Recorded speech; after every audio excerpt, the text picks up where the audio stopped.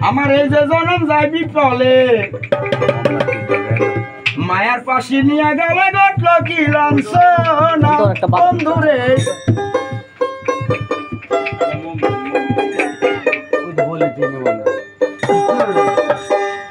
এখন কলিজা হয়ে আসছে বন্ধু কোনো শব্দ নাই কলিজা হয়ে আসছে ছিদ্র দোষাই দুনে সারলো না রে সারলো না রে সারলো না